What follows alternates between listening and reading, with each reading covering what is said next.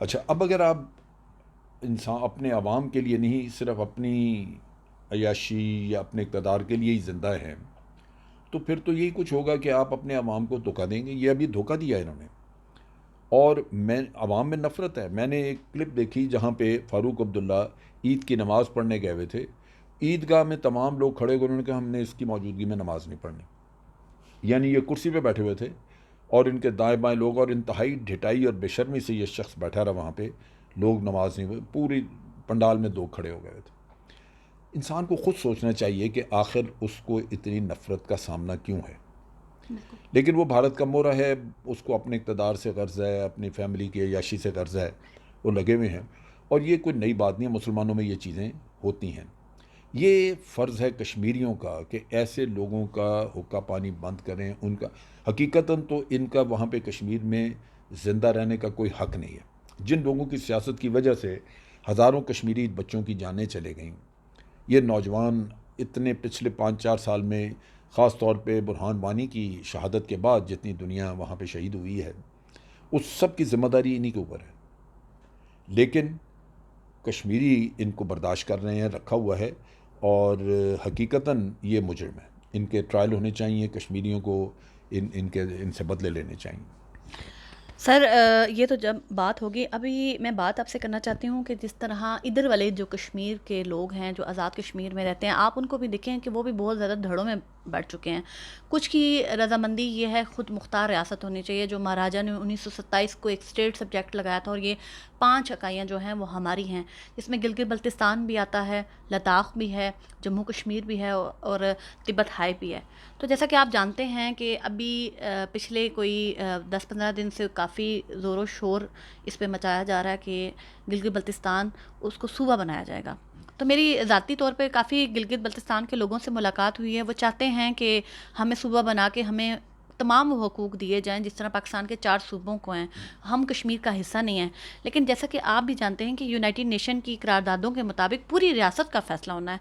तो गिलगित बल्तिस्तान उस तनाज़े में मुकम्मल तौर पे शरीक है। तो आपको क्या लगता है कि पाकिस्तान अगर आज उसको सूबा बनाता है, तो क्या यूनाइटेड नेशन के चार्टर के मुताबिक ये कश्मीरी जो हमारी इस वक्त चल रही है तहरीक, उसके लिए नुकसानदेह नहीं है? देखिए, बात यह है कि एक चीज़ तो आपने दुरुस्त कही कि यूनाइटेड नेशन की जो करारदादें हैं सिक्योरिटी काउंसिल की, उसमें वाज़ेह दिया हुआ है कि ये मुतनाज़ा इलाके हैं और आप इनको अपने इलाकों में ज़म नहीं कर सकते। अब इसमें तरीक़ाकार है, यूनाइटेड नेशन को अपनी भी कमज़ोरी देखनी चाहिए कि आज दिन तक वो यहाँ पे प्लेबिसाइड नहीं करवा सके। अब अगर वो 100 साल प्लेबिसाइड नहीं करवाते तो आप लोगों के हकूक़ कब तक दबा के बैठे रहेंगे? कब तक उन लोगों को आप हवा में लटका के रखेंगे कि जी आपकी कोई शरीयत नहीं, आप कुछ नहीं है, ना इधर है ना उधर है। ये एक इंसानी मसला बन चुका है।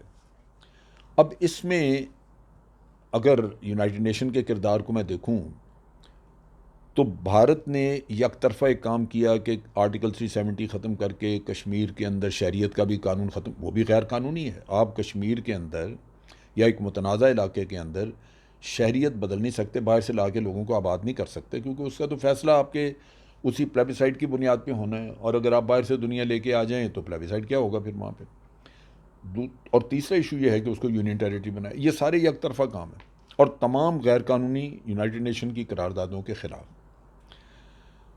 और हमारा और उनका फ़र्क ये है कि यहाँ पे लोग मतालबा कर रहे हैं कि आप हमें हकूक़ दें, हमें अपने मुल्क का हिस्सा बनाएं। वहाँ पे लोग उस मुल्क से जान छुड़ाना चाहते हैं और उन्होंने ज़बरदस्ती, भारत ने ये सारी कार्रवाई की।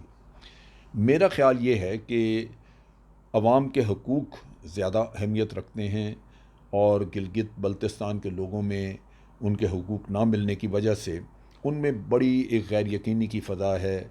इतने मुहब्बे वतन, इतने बहादुर लोग, लेकिन बदकिस्मती से वो आज पाकिस्तान से ये मतालबा मांग रहे हैं और बददिल हो रहे हैं कि हमें, हमारी इतनी कुर्बानियों के बावजूद पाकिस्तान हमें शरीयत नहीं दे रहा या हमें वो हकूक़ नहीं दे रहा। अब इसमें यह है कि हमें यूनाइटेड नेशन वाला प्रोसेस जो है वो अडॉप्ट करना चाहिए।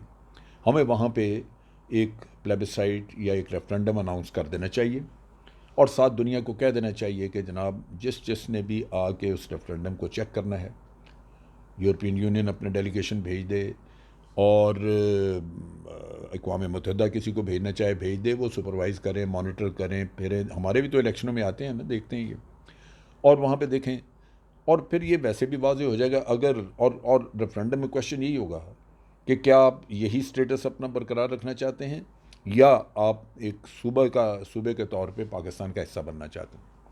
तो उसमें से अगर वो वाज़ेह सारी पब्लिक कहती है कि हम सूबे के तौर पे पाकिस्तान का हिस्सा बनना चाहते हैं, तो मैं समझता हूँ कि ये एक स्टेप आपने उन करारदादों के मुताबिक कर दिया बड़ी हद तक, जो कि करारदादें यूनाइटेड नेशन ने पास की हुई हैं कि इनको एक प्लेबिसाइट के ज़रिए हमने दे दी, और फिर उन लोगों की अपनी राय सामने आ जाएगी। अगर वो खुश होंगे, अगर उनको इस चीज़ का एक तो वोट के ज़रिए पता लग जाएगा, दूसरे ये कि अवाम में अगर इत्मीनान की लहर दौड़ेगी तो हमें सारी दुनिया को पता लग जाएगा कि भाई ये अवाम की ख्वाहिश ये थी, और हमारे पास एक अखलाकी जवाज़ भी होगा कि इंडिया भी करे और यूनाइटेड नेशन के लोगों के सामने करे।